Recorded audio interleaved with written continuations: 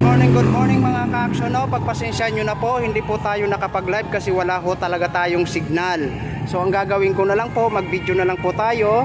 Samahan nyo po ako kung gaano po ito karami ang nag-attend dito sa Luneta sa Contra Corruption Rally. Okay, samahan nyo po ako hanggang dulo. Kahit siksikan ang tao, pipilitin natin makarating sa pinakadulo. Ito din ang dulo po mga ka-action, ha. Okay, samahan nyo ako, pagpasensya nyo na talaga, ha.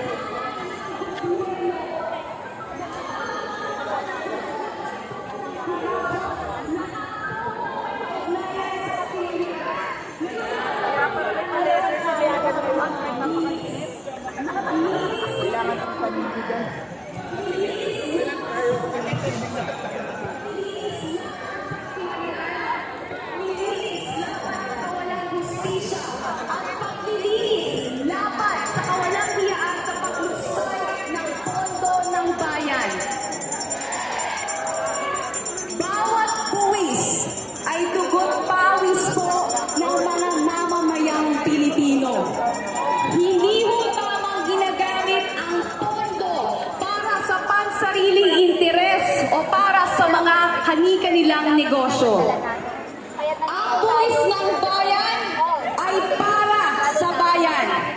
Ang buwis ng bayan ay para sa edukasyon, kalusugan at pangangalaga sa kalikasan. Kaya ang ating pong panawagan, panagutin lahat ng kurakot, linisin ang gobyerno.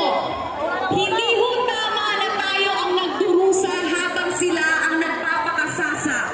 Muli taas po ang kamay ng mga Pilipino. Kayo po ang pagbabago. Tayo po ang gagawa ng gobyernong makakalikasan, makatao, makadiyos at makabansa. Muli, ang tao, ang bayan, ngayon ay lumalaban. Mabuhay po ang Pilipinas! Mabuhay ang mga Pilipino!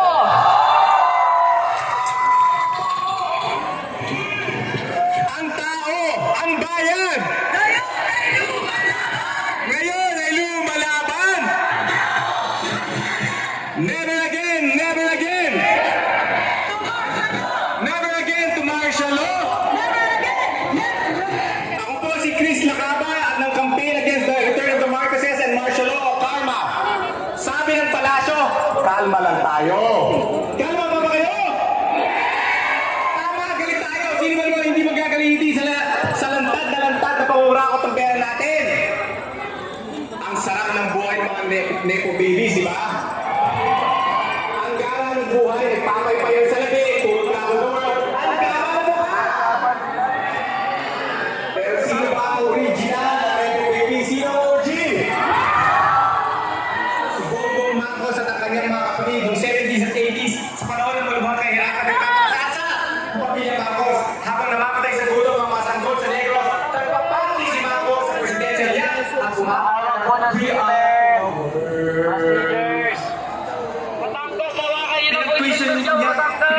natin siya sa Walton at may $10,000 na allowance kada buwan. Habang si Aimee nanoy na sa Princeton, binilahan ng tatay niya, tayo binilahan natin ng mansyon. Wow, naman talaga! Ngayon, September 21, 53 years later, kaunting paalala kung bakit dapat patuloy tayong magalit.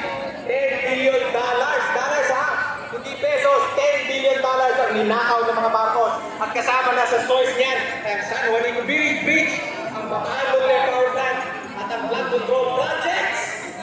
Mula sa Japanese Official Development Assistance noong 1970s. Ngayon, 2025, ito na naman tayo, bilyong pisong pag-kinukulang sa DPWH. Kongreso, Senado, mahalayan sa pagaling. Tama na ang mga deputies at mga buhaya sa kanilang mga luho habang nagdurusa pa rin ang mamamayan. Nakalimutan ba natin ito? Mamayagan ba natin ito? Noon, hanggang ngayon, ito na ang ninja moves ng mga buraw, binubuksa, pero ang tambay, habang pinakulang tayo, ito pa yun. At ang ulong ng estero ito, ang tao ito, burokrata at alismo. Kaya, tingnan ito, pagpapulot, may yung nagkakaroon ng pagbabago. Lalo ng tayo, galit ang tambay sa mga buraw, at ang tawag ka ng, at ang kailang tawag, ulong. Ano ang tawag sa buraw? Tulong! Never again! Never again! Never again to martial law! Maraming salamat po.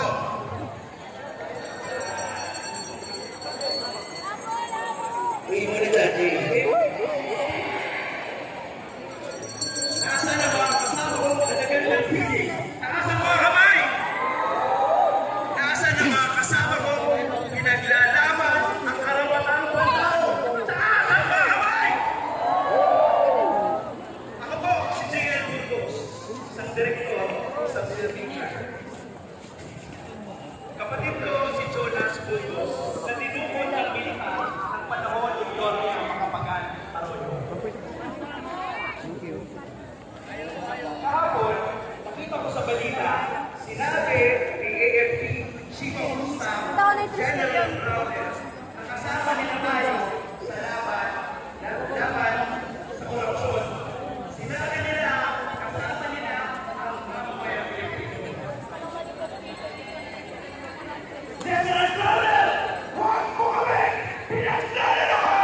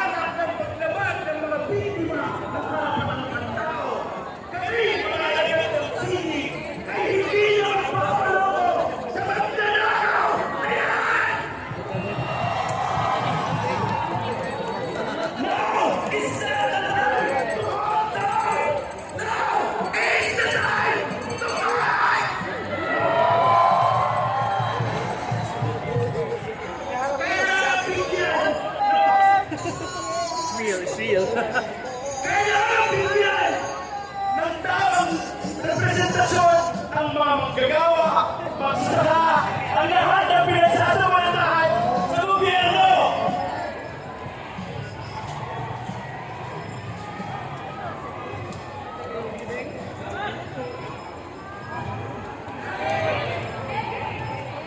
Medic daw po, medic.